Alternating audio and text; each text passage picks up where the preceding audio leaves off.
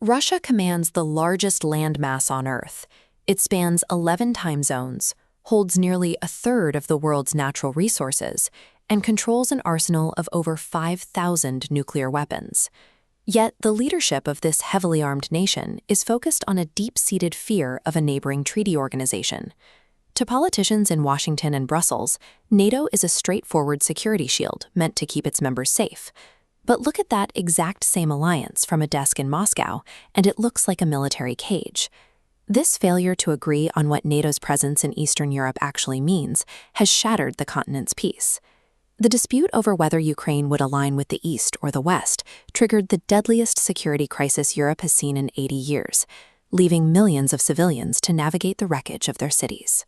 To see how we arrived at the brink of a conflict between superpowers, we have to look at the exact same timeline of historical events through two opposite, contradictory lenses. We are watching what political scientists call an encirclement paradox. It is a trap where one side's pursuit of safety acts as the trigger for the other side's existential terror. Let's start by looking through the Western lens. In 1949, with Europe lying in ruins after World War II, the United States and its Western allies established the North Atlantic Treaty Organization.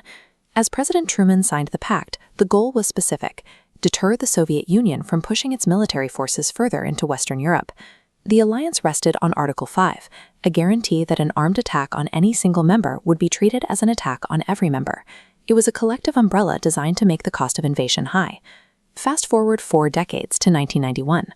The Soviet Union collapsed into 15 separate republics. Almost overnight, a dozen Eastern European nations find themselves independent, but sitting right next to an unpredictable neighbor.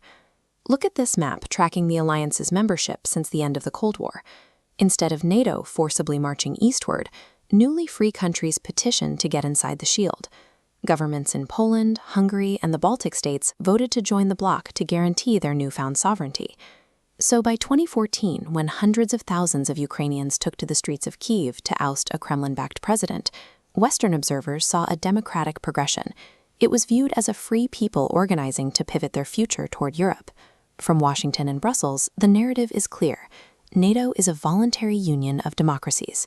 From this viewpoint, Russia's military actions against its neighbors look like the unprovoked actions of an expansionist power.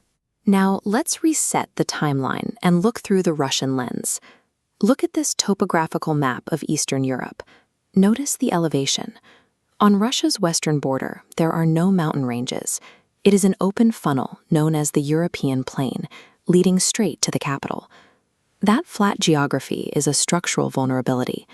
When foreign armies marched on Moscow, whether it was Napoleon's forces in 1812 or Nazi Germany in 1941, they used this open corridor.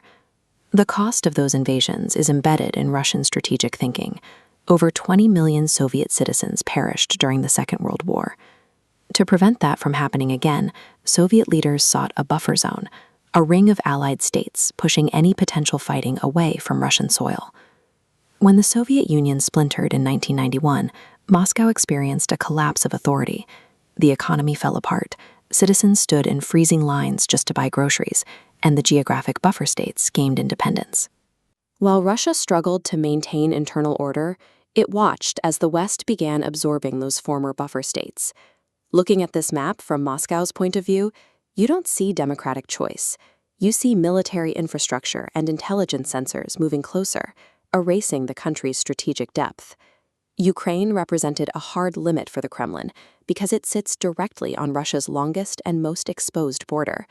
When Western leaders opened high-level dialogue about bringing Kyiv into the alliance, Moscow saw it as a direct threat to their national security. Through this lens, the 2014 annexation of Crimea and the 2022 invasion serve as violent preventative strikes.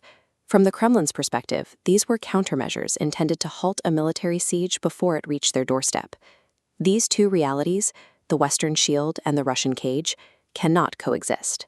Because both sides believe their version of the story is necessary for their safety, the world is locked in an escalating feedback loop. Inside Russia, the state points to NATO's footprint as proof that the West is hostile. This narrative strengthens domestic nationalism and justifies the decision to funnel billions into military expansion. Seeing Russia invade its neighbors, Western nations react by doing what Moscow fears: They increase defense budgets, activate mutual defense clauses, and deploy more troops to the alliance's eastern flank. The fallout is global. To counter Western pressure, Russia is solidifying a partnership with China meant to offset Western influence for decades to come. This is why diplomacy is failing. Both sides believe that yielding ground means sacrificing their own survival. We are watching a new Cold War take shape. History shows that superpowers rarely mobilize their armies because they feel invincible. They pull the trigger because they feel backed into a corner.